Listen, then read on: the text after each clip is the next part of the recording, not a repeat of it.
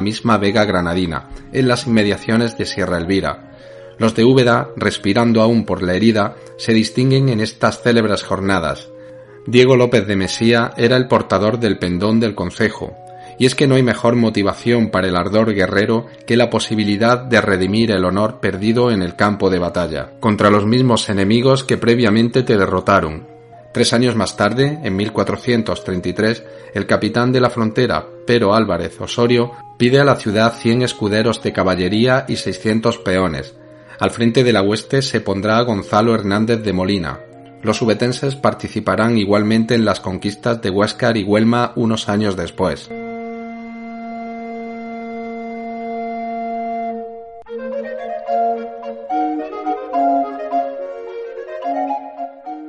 Para terminar con los sucesos de este periodo, haremos mención a ciertas luchas que se producen entre Úbeda y Andújar. Parece ser que años antes hubo disputas sobre tierras. Los ubetenses entraron en el término de Andújar y se llevaron 411 vacas y 7 yeguas. Hubo pleito por ello, y Úbeda es condenada a entregar el botín. Más tarde serán los iliturgitanos los que devuelvan la visita causando destrozos y robando ganado en las cercanías de Úbeda. No sabemos hasta qué punto subió de tono el asunto, pero tuvo que ser serio, porque según las fuentes hubo enfrentamiento armado. Ese mismo año, en 1424, las ciudades de Úbeda y Baeza llegan a un pacto defensivo. La buena vecindad se formaliza oficialmente. De momento las rencillas se aparcan. Estas 3 ciudades, Úbeda, Baeza y Andújar, se unirán 6 años después, comandados por el adelantado mayor de la frontera de Jaén, Diego Afán de Rivera, junto a otros obispos y magnates para correr la vega de Granada. La hueste se ampara en los montes de Colomera y acechan a un escuadrón de abencerrajes. Como ya habrá intuido el oyente, el resultado no podía ser otro que la completa aniquilación de la partida mora. Por cierto, los abencerrajes eran una familia musulmana oriunda de Granada con orígenes africanos que tenían a su servicio tropa y partidarios entre la población. Durante el siglo que nos ocupa, rivalizan con los ciríes en una lucha civil que causará el debilitamiento del poder nazarí. Insisto, no había medicina más eficaz contra las disputas vecinales, internas o externas, que una buena campaña allende la frontera sarracena para despachar moros y saquear la tierra. Ubetenses, iliturgitanos, baezanos, jiennenses y cuantos hubiera menester aparcan sus diferencias y marchan junto al pendón de su localidad para hacer lo que mejor y más les gusta, mano de santo.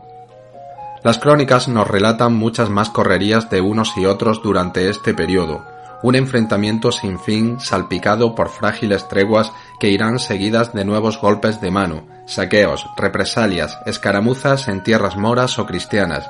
La reconquista es ya un residuo muy localizado que da pequeños zarpazos a la espera de su total extinción pocas décadas después. Úbeda no lo sabe, pero está asistiendo a sus últimos momentos como núcleo estratégico clave en la geopolítica castellana. Lo que vendrá después será ya una historia diferente.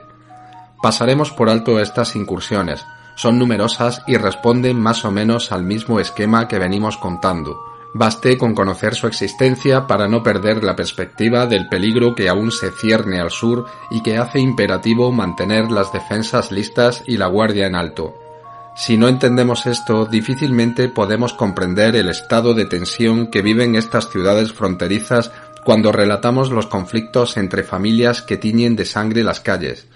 Úbeda, como tantas otras poblaciones de frontera, es una urbe militar y sus gentes de armas viven por y para la guerra. El control del poder y las prebendas que conlleva es parte inherente de una clase social educada durante generaciones en el enfrentamiento contra un enemigo atávico.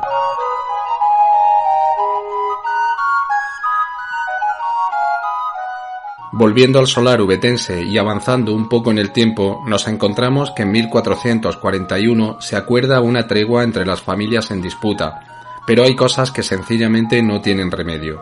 Al año siguiente, el 10 de agosto, Men Rodríguez de Benavides, que era el señor de Santisteban del Puerto, se rodea de adeptos y entabla combate con los Molina, en esa época amos de la ciudad. Los Molina muerden el polvo, se les expulsa del alcázar y de la población, fin de su hegemonía. En medio, como es preceptivo, los destrozos y la ruina de una Úbeda ya hastiada de tanta violencia.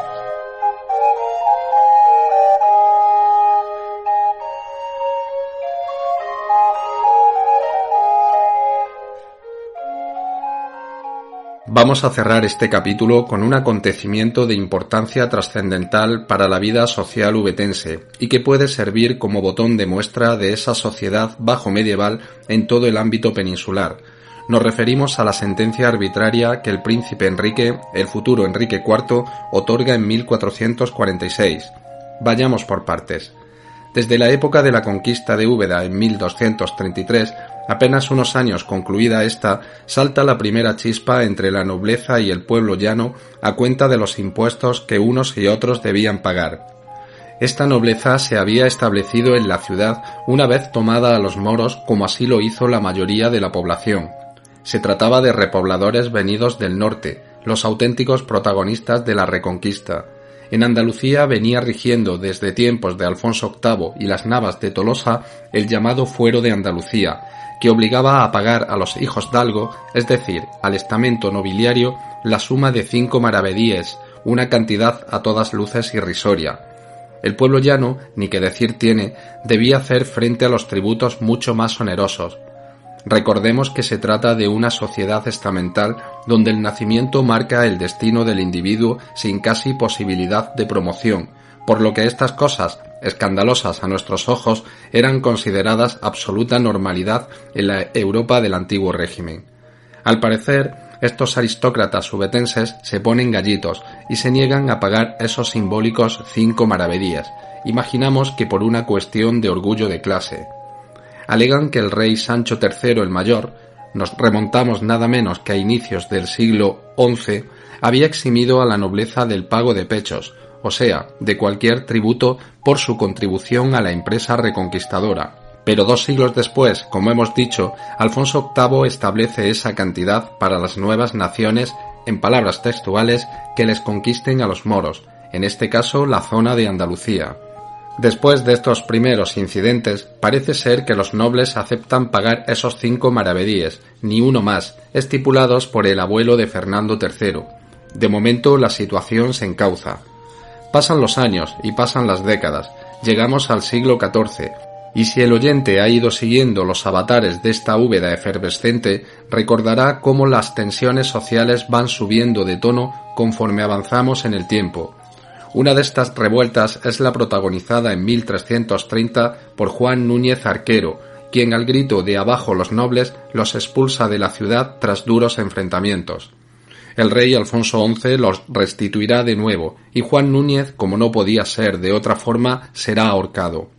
Detrás de estos desencuentros entre el pueblo y los hijos dalgo se encuentra el pago de los impuestos, pues muchos de estos supuestos nobles, alegando su condición hidalga, escapan a la contribución obligada, creándose un vacío legal entre una clase social y otra. Entendemos que debía haber muchos de estos caballeros venidos a menos que, apelando a un linaje indemostrable ya por el paso del tiempo, hurtaban sus obligaciones fiscales. Llegamos así hasta la época que nos ocupa, donde, como hemos visto, la ciudad no es precisamente un remanso de paz y armonía.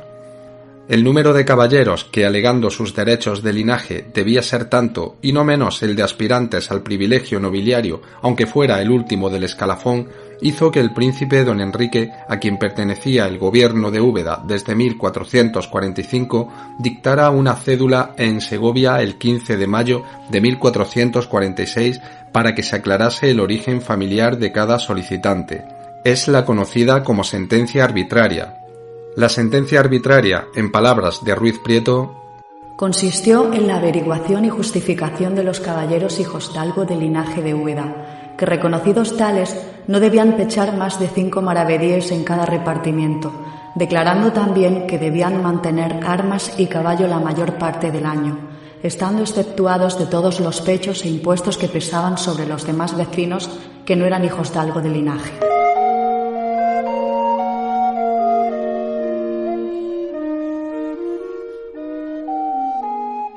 Imaginemos la escena. Lunes 21 de noviembre de 1446, Plaza del Mercado, la actual Plaza 1 de Mayo, o como siempre debió llamarse Paseo del Mercado.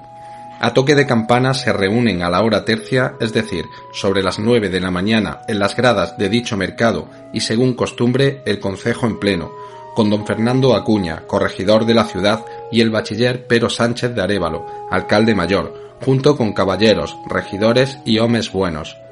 La solemnidad del acto debió ser algo fuera de lo común, pues lo que estaba en juego era nada menos que la paz social del término. Leída la real cédula, se procede a la designación de jueces que debían entender en la cuestión y dictaminar la oportuna sentencia.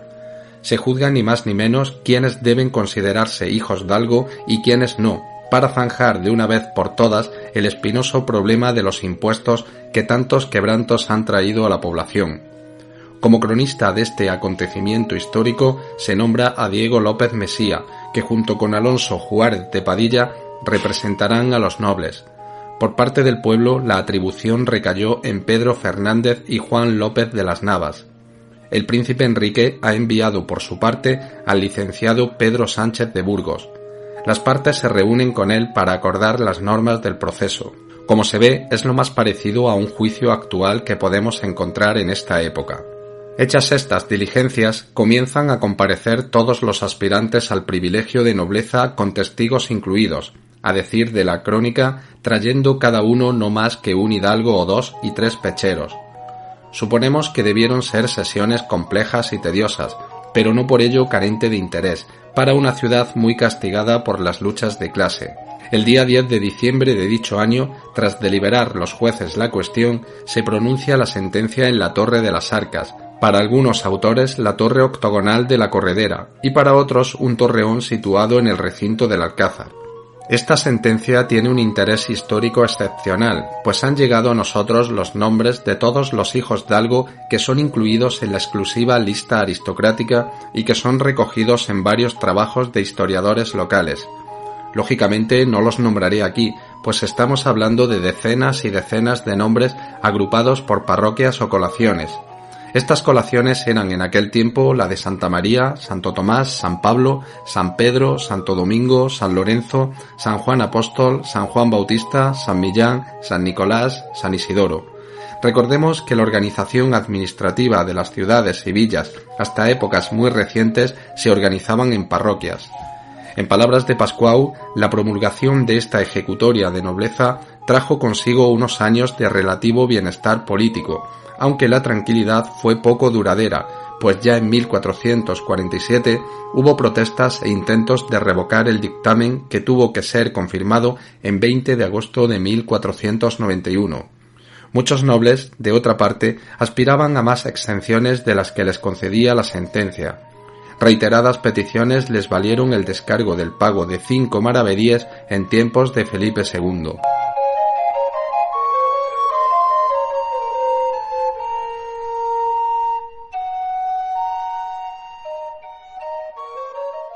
Como decimos, es importante esta sentencia arbitraria en la medida que nos da una imagen muy esclarecedora de la situación que atraviesa la ciudad, donde continuamente han de intervenir las instancias superiores del reino para intentar calmar unos ánimos que afectan a todas las capas sociales.